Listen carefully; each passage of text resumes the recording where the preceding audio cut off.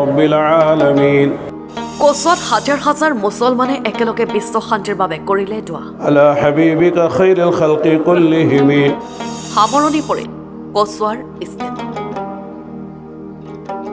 জনসমুদ্ৰত পৰিণত হ'ল নগাঁও জিলাৰ কোচ অঞ্চল বিশ্ব শান্তিৰ বাবে হাজাৰ হাজাৰ মুছলমানে একেলগে কৰিলে দোৱা اللهم صل وسلم وبارك وترحم হাজাৰ হাজাৰ মুছলমানে একেলগে বিশ্ব শান্তিৰ উদ্দেশ্য আগত ৰাখি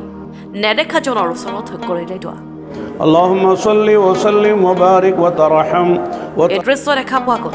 নগাঁও জিলাৰ ইস্তেমা স্থলী كله ولك الشكر كله নগাঁও জিলাৰ কোচত 9 ফেব্ৰুৱাৰীৰ পৰা 3 দিনীয়াকৈ অনুষ্ঠিত হোৱা পবিত্ৰ ইস্তেমাৰ আজি সফল সামৰণি পৰে কি কম মানে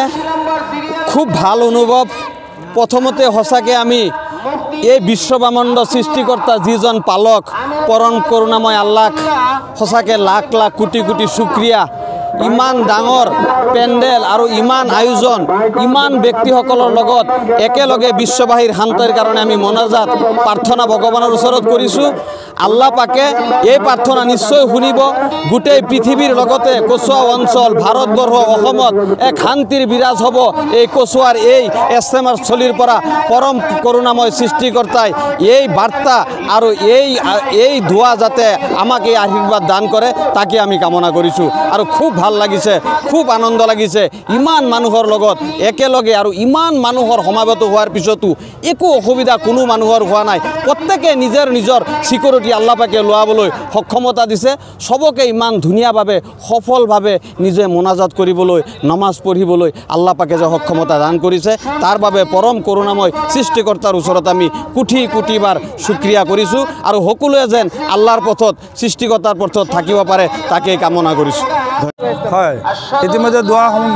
সমাপ্তি হৈছে আৰু তিনিদিনীয়া কাৰ্যসূচী আজি অন্তিম কাৰ্যসূচী আখেৰী দোৱা আছিলে আৰু দোৱা অনুষ্ঠান ইতিমধ্যে শেষ হৈছে আৰু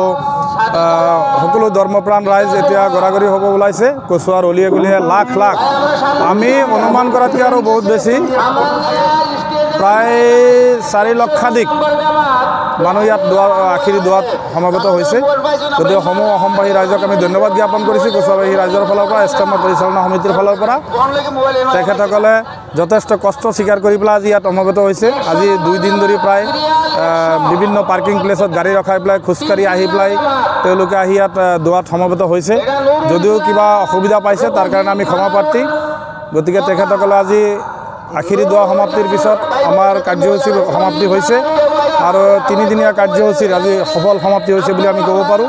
আৰু ইতিমধ্যে 4 লাখৰ ওপৰতো মানুহ ইয়াত সমাবেত হৈছিল আমাৰ এটা অনুমান হৈছে গতিকে সমূহ ৰাইজক আমি ধন্যবাদ জ্ঞাপন কৰিছোঁ আৰু ইস্তেমাৰ আমাৰ যি লক্ষ্য উদ্দেশ্য আছিল ইয়াত আমি সফল হৈছোঁ বুলি আমি অনুমান কৰিছোঁ কোচৰ পৰা বাইনুল হকৰ ৰিপৰ্ট দৈনিক খবৰ